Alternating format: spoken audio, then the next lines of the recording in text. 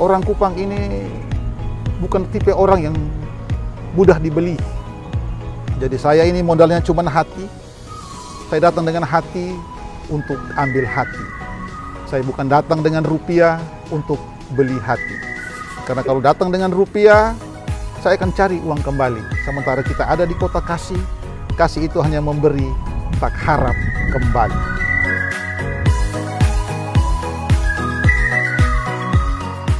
Pemirsa, sore hari ini bersama saya hadir seorang tokoh muda di Kota Kupang. Beliau adalah Remus Fernandes. Di mana-mana pasti anak muda Kota Kupang mengenal sosok yang satu ini. Tapi sore hari ini saya coba mengenal dia lebih dekat.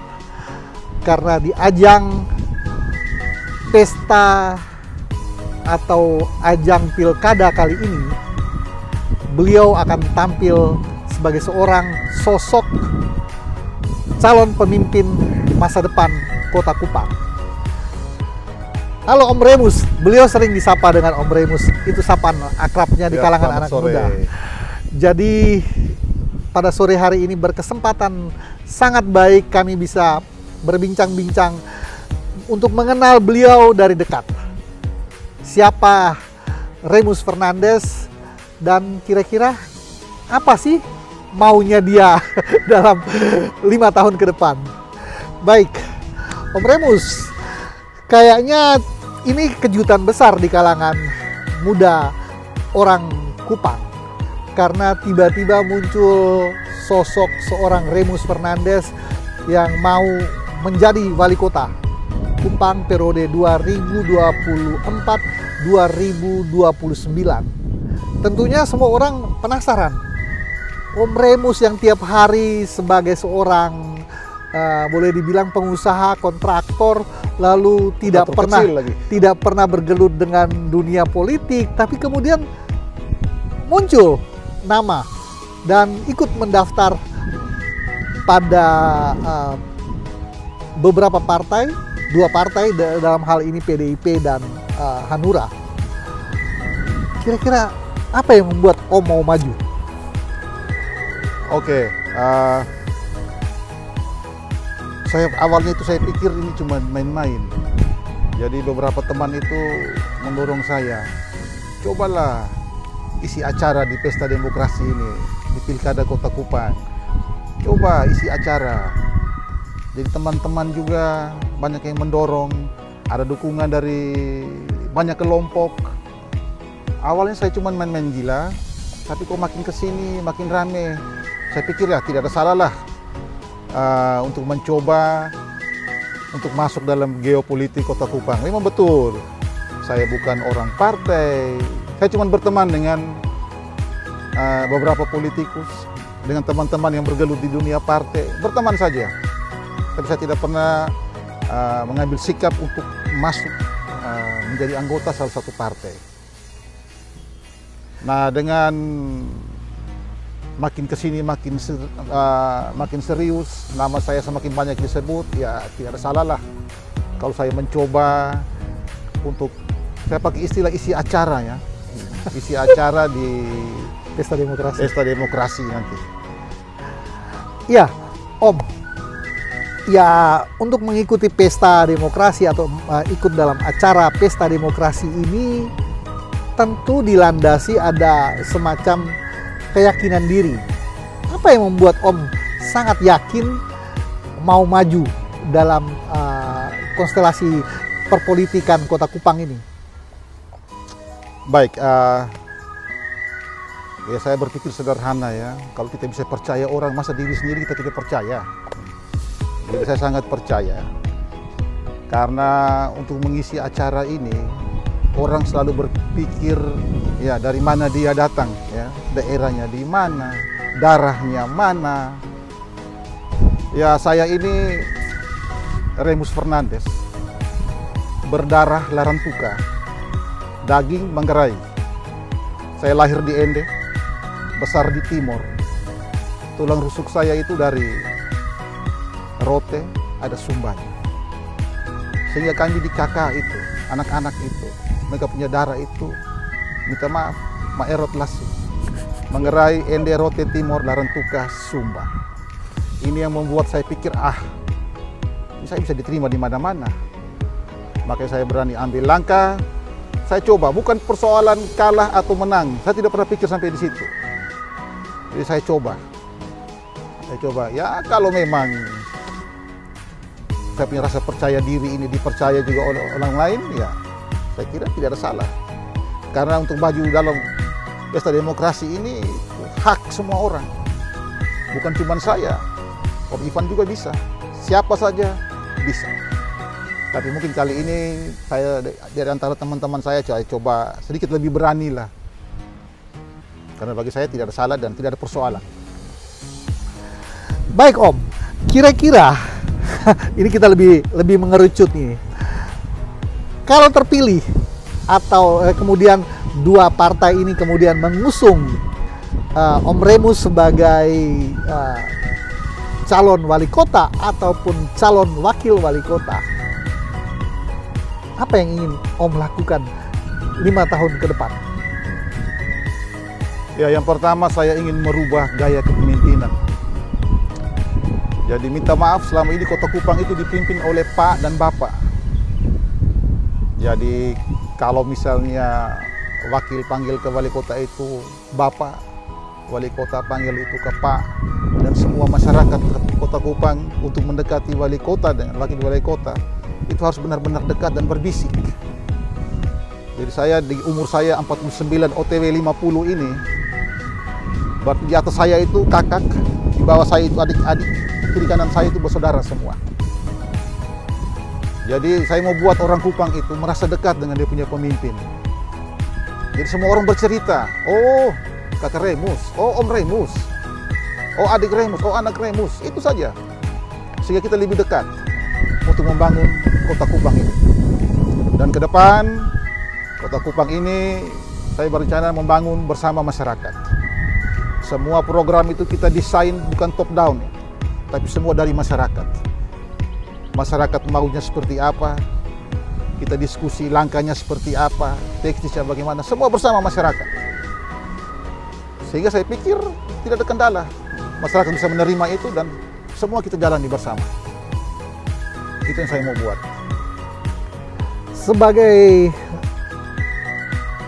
seorang pengusaha muda, sebagai seorang kontraktor dengan konsep bottom up, dari bawah ke atas, kira-kira apa yang melandasi atau kira-kira apa yang akan Om lakukan dalam bentuk konkret? Kalau tadi kan seperti disampaikan bahwa ya mungkin kita mendengar dari bawah ke atas, atau kita tidak hanya memerintah dari atas ke bawah, tapi kalau konkretnya itu seperti apa sih Om? Mungkin banyak pemirsa juga kan tidak terlalu paham ini. Apa yang ingin Om lakukan sebagai konsep bottom up? Baik, tentunya saya harus melibatkan berbagai macam unsur. Ya. Jadi bukan persoalan pemerintah semata. Saya kira ini keterlibatan beberapa unsur, ya, masyarakat, ya, tokoh masyarakat, pemerintah, teman-teman media, para pengusaha dan akademisi. Itu yang harus kita perkuat. Kita bergandeng tangan untuk membangun kota ini. Ya, pendahulu-pendahulu kita semua sudah membangun kota ini dengan begitu baik. Ya, tugas kita menjadikan hari esok lebih baik daripada hari ini. Bukan berarti hari kemarin itu tidak baik. Ya. Kita selalu membuat yang terbaik untuk masyarakat Kota Kupang tentunya. Dari atas puncak Petuk, kita bisa melihat Kota Kupang di belakang kita. Sebagian Kota Kupang di belakang kita. Pasti ada konsep besar Om untuk Kota Kupang ini. Sehingga adik kakak, bersaudara semua lebih yakin Om Remus ini nanti besok lusa mau buat apa dengan Kota Kupang ini? Apakah hanya begini-begini saja atau Om pengen ada sesuatu yang berbeda? sehingga Kota Kupang dari hari ke hari itu bisa dilihat, atau dari satu masa ke masa itu ada perbedaan. Kalau kemarin Jeffrey dengan taman kotanya yang bagus, dengan lampu kotanya yang bagus, kira-kira seorang Remus Fernandes akan buat apa ini? Ya, dengan kota yang sudah bagus, sudah terang kemarin, dengan taman-taman yang sudah bagus, saya kira ke depan kita harus lebih kreatif. Saya mau melibatkan semua anak muda dengan potensi-potensi yang ada. Coba kita manfaat terangnya kota ini, bersihnya kota ini dengan hal-hal yang lebih kreatif, supaya kita punya daya saing dengan kota-kota lain, ya tidak terlalu ketinggalan jauh lah. Sekarang kan sudah mulai banyak kafe, anak-anak muda sudah mulai berkreatif, dengan mereka punya jiwa seni dan segala hal yang bisa mereka angkat, ya toh, dari mereka punya pribadi masing-masing atau secara kelompok. Saya kira saya melibatkan semua unsur, anak-anak muda itu yang terpenting, karena kreativitas, cara berpikir yang update selalu datang dari mereka, ya. Baik, kita tadi masih bicara terkait masih global. Saya pengen lebih jauh mengelaborasi. Saya ingin Om Remus mengelaborasi ini lebih spesifik dalam hal ekonomi, pengembangan ekonomi, perekonomian di Kota Kupang. Baik, sekarang kita lihat masyarakat Kota Kupang, hampir di semua sudut-sudut Kota Kupang, bahkan di tengah Kota Kupang, semua berlomba-lomba bagaimana caranya dengan mereka punya usaha kecil, UMKM, untuk meningkatkan mereka punya perekonomian.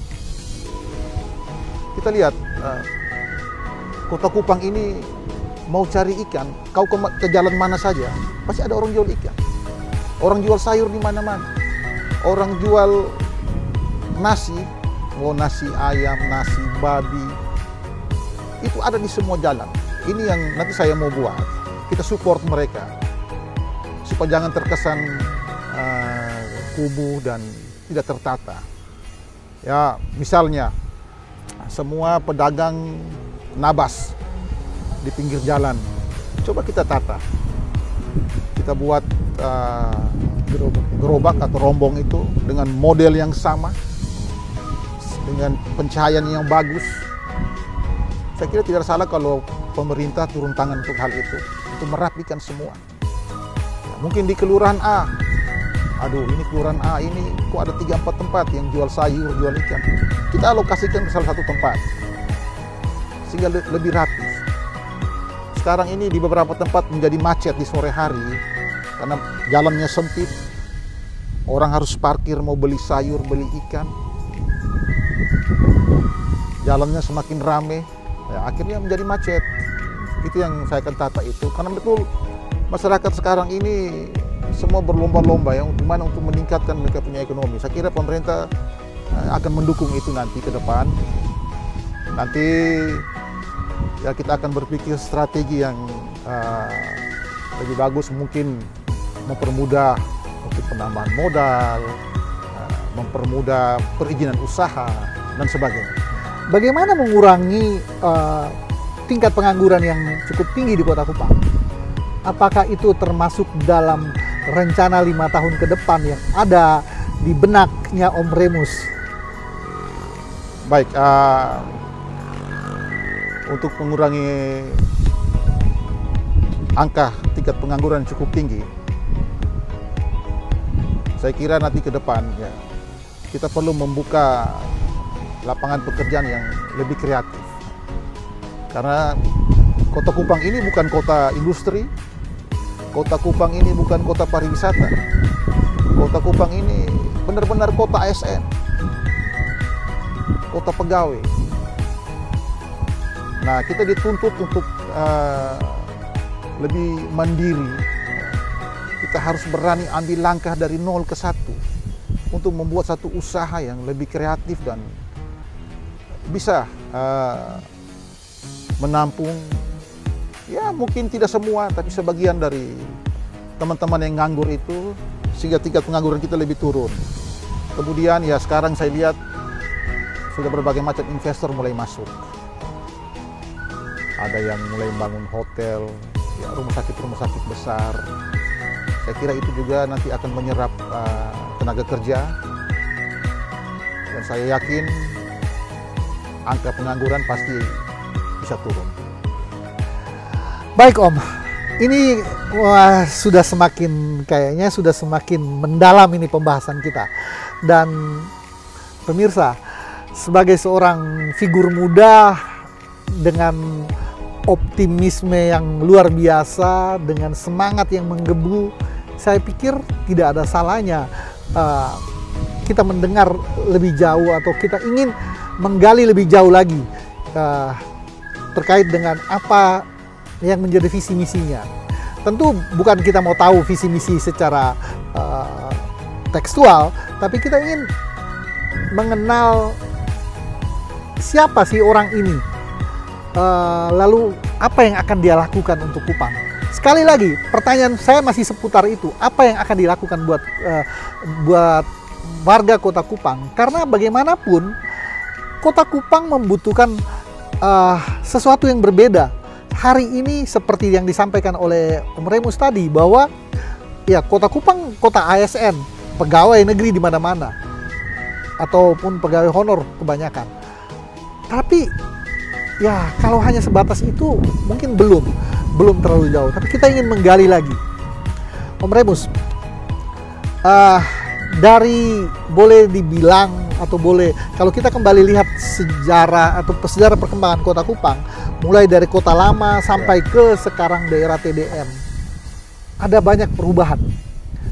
Terlepas dari TDM yang sudah mulai ramai, lalu kota lama yang sudah mulai ditinggalkan, kira-kira punya bayangan atau tidak bagaimana menata kota lama itu?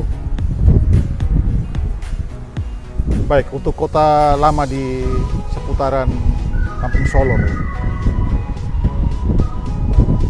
memang di situ saya berpikir konsep untuk menjadikan kota itu sebagai kota pariwisata. Ya. Ada sedikit lokasi yang kota itu kan itu dikenang, itu punya kenangan tersendiri. Nanti kita akan mendesain kota itu, kota lama itu. Jadi ketika orang ada di situ, mereka masih merasa bahwa ini bukan 2024 ini. Jadi suasana tahun 70-an ada di situ. Suasana tahun 60-an. Jadi kesan kota lamanya itu tuh ada. Kesan kota lamanya itu ada. Nanti kita coba mendesain itu. Karena memang Kupang sekarang ya seperti yang Om Ivan bilang, TDM mulai rame. Ya ke depan jangankan TDM. Mungkin ada pertokoan di daerah Belo, ada tempat hiburan di Naioni, sehingga Kupang ya menjadi ramai di mana-mana, tidak terpusat. Nah, ini pemerataan pembangunan. Jadi ya orang di Teno, di Bolok, ya, mereka tidak perlu datang ke Lipo di sini karena di sana juga ada. Jadi itu yang kita harus saya mau buat supaya Kupang ya ramai di mana-mana lah. Baik, cukup saya pikir. Tapi sebelum saya mengakhiri obrolan kita sore ini, Om Remus, saya pengen dengar apa yang ingin Om Remus sampaikan untuk warga Kota Kupang. Semua orang bertanya-tanya. Ada yang, wah Om Remus serius kah? Main gila kah? Karena semua orang ya mengukur saya dengan cara berpikir mereka masing-masing. Finansial, saya kalah. Karena orang ketika omong tentang pilkada, itu finansial di bayangan semua orang itu harus benar-benar besar ya. Tapi saya mau coba, orang Kupang ini bukan tipe orang yang mudah dibeli. Jadi saya ini modalnya cuma hati. Saya datang dengan hati untuk ambil hati. Saya bukan datang dengan rupiah untuk beli hati. Karena kalau datang dengan rupiah, saya akan cari uang kembali. Sementara kita ada di kota kasih, kasih itu hanya memberi, tak harap kembali. Wow, saya pikir saya tidak ada kata penutup karena itu sudah menutup dengan sendirinya. Pemirsa, terima kasih untuk kebersamaan kita. Mudah-mudahan obrolan kita akan dikenang selalu, akan diingat selalu oleh warga Kota Kupang. Inilah salah satu figur calon pemimpin kita. Terima kasih Om Remus, selamat sore. Terima kasih Om Ivan.